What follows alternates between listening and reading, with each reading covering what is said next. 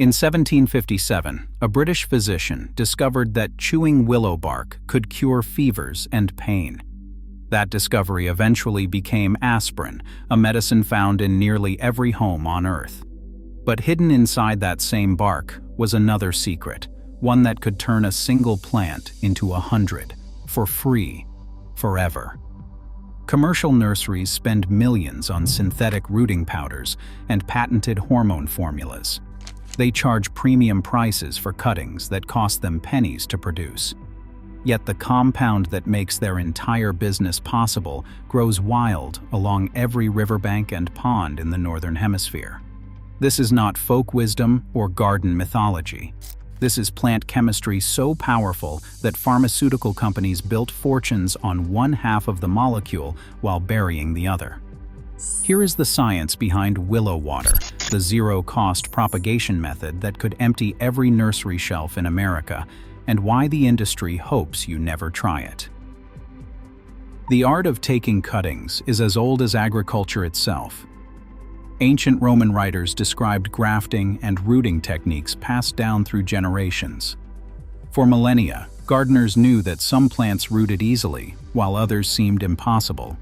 A willow branch stuck in mud would sprout within days. An oak cutting would rot and die, no matter how carefully it was tended. The difference was invisible, locked inside the plant's own chemistry.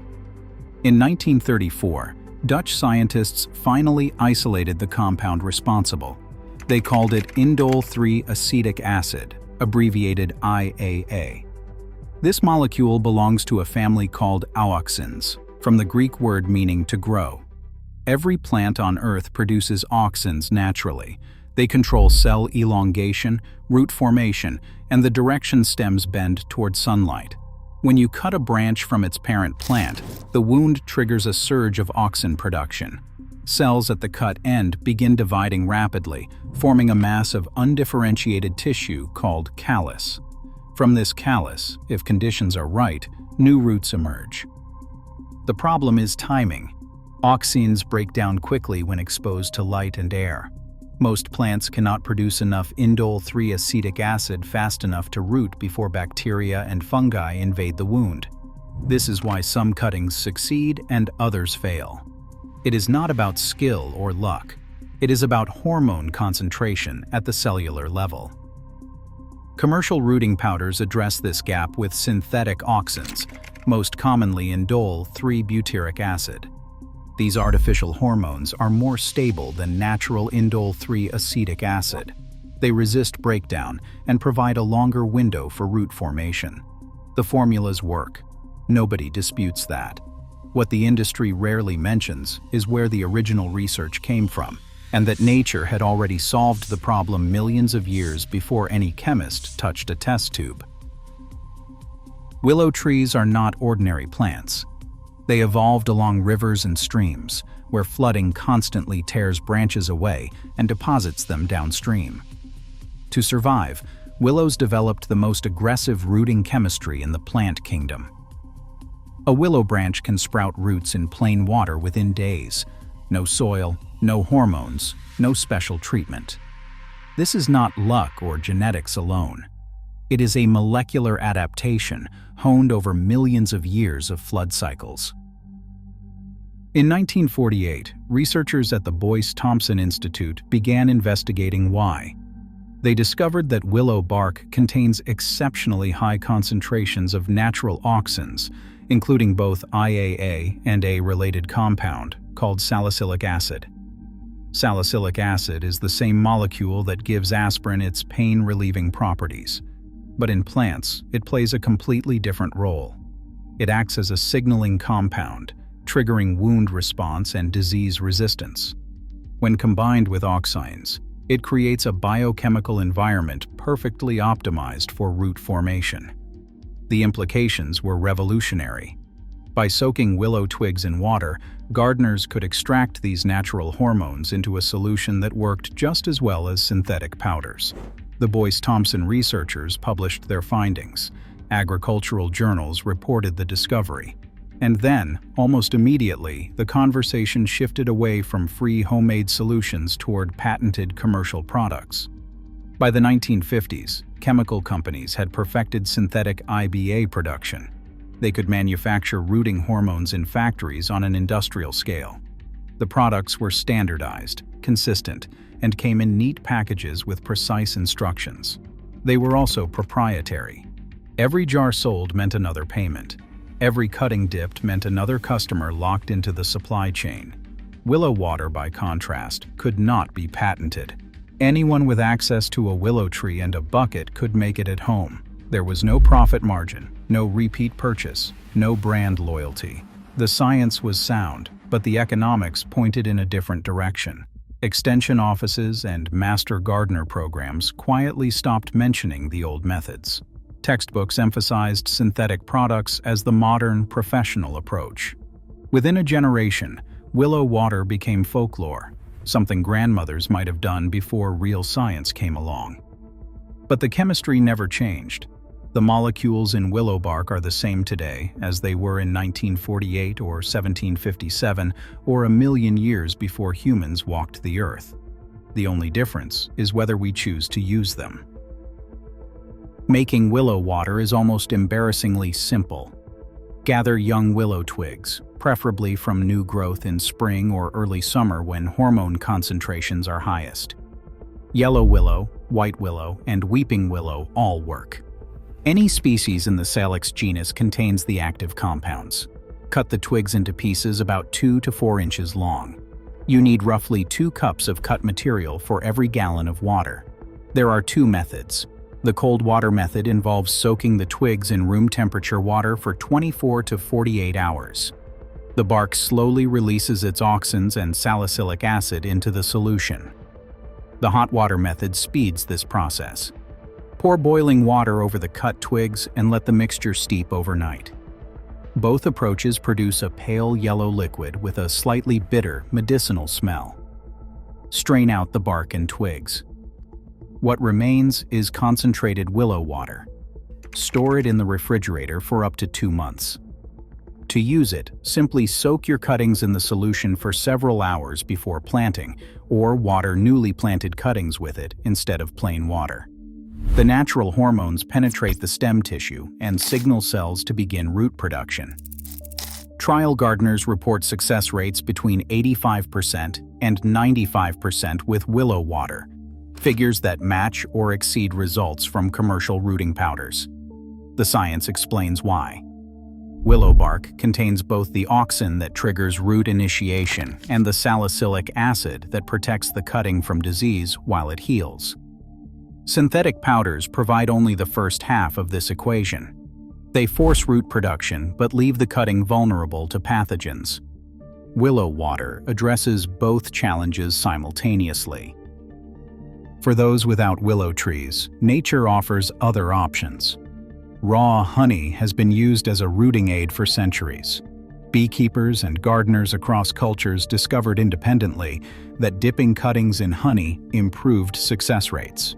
Modern analysis shows that honey contains trace amounts of auxin-like compounds, along with powerful antibacterial properties that protect wounds from infection. It also contains natural enzymes that may stimulate cell division. The application is even simpler than willow water. Dip the cut end of your cutting directly into raw, unprocessed honey. Coat the bottom 1 inch thoroughly. Plant immediately.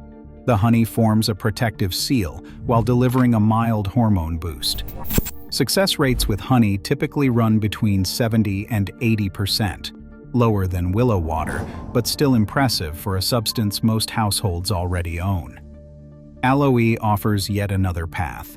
The clear gel inside aloe leaves contains salicylic acid and several growth-promoting compounds, including various vitamins and amino acids that support cell regeneration. Slice open a fresh aloe leaf and dip your cutting directly into the gel, or blend the gel with water to create a solution for soaking. Aloe's antibacterial and antifungal properties rival commercial rooting compounds, and its wound healing reputation extends to plants as well as human skin. Some growers combine methods for maximum effect. A cutting dipped first in willow water, then coated with honey, receives hormonal stimulation, disease protection, and moisture retention all at once. Experimentation is part of the craft. Unlike synthetic powders with fixed concentrations, natural methods can be adjusted and combined based on the plant species, the season, and the conditions in your specific garden. The nursery industry operates on a simple business model. Control the supply of plants, and you control the market. Every cutting that roots successfully at home is a plant that will never be purchased from a commercial grower. Every gardener who masters propagation becomes a competitor rather than a customer. This is not conspiracy. It is economics. Commercial nurseries invest heavily in patented varieties, trademarked cultivars, and proprietary growing techniques. They lobby for plant patent protections that make it illegal to propagate certain varieties without permission. They fund research into products that require ongoing purchases rather than one-time solutions. Willow water threatens this model at its foundation. A gardener with a willow tree and basic knowledge can multiply a single plant into dozens within a season. They can share cuttings with neighbors, trade with friends, and build entire landscapes without ever entering a garden center. The information itself becomes the product, and information cannot be controlled the way physical inventory can. Willow. Extension services and university programs often receive funding from agricultural chemical companies. This creates subtle pressures on which methods get recommended and which alternatives get overlooked. There is rarely a deliberate decision to suppress traditional techniques. Instead, there is simply more attention, more research funding, and more publication space devoted to products that can be monetized.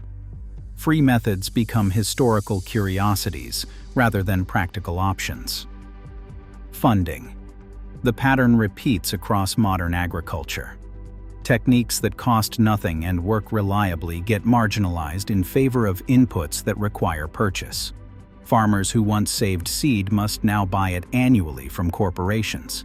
Gardeners who once rooted cuttings in kitchen windows now reach for plastic bottles of synthetic hormone.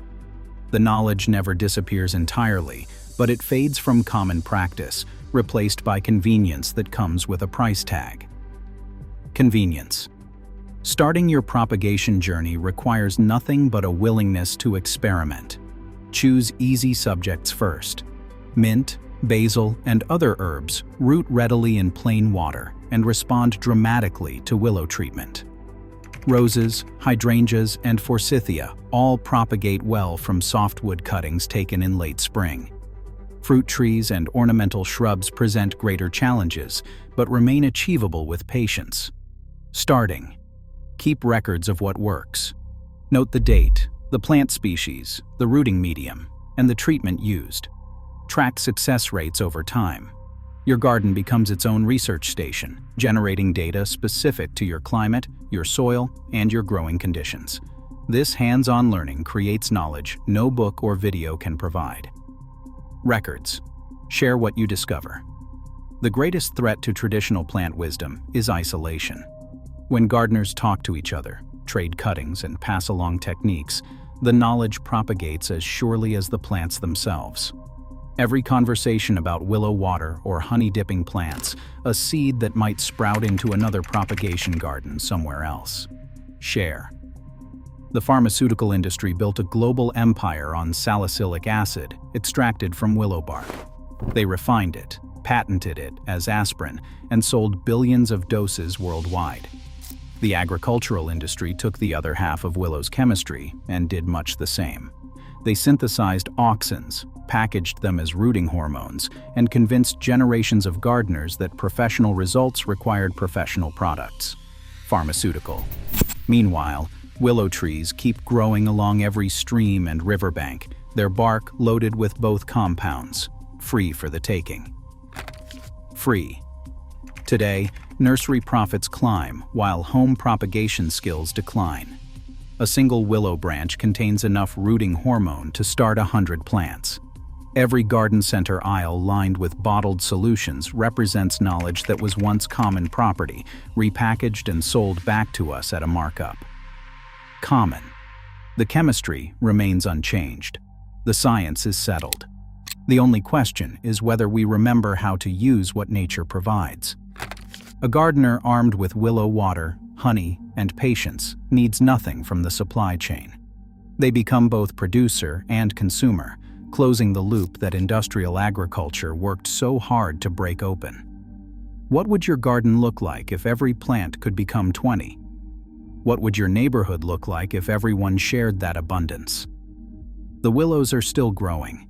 The secret was never really lost. It was just waiting for someone to remember.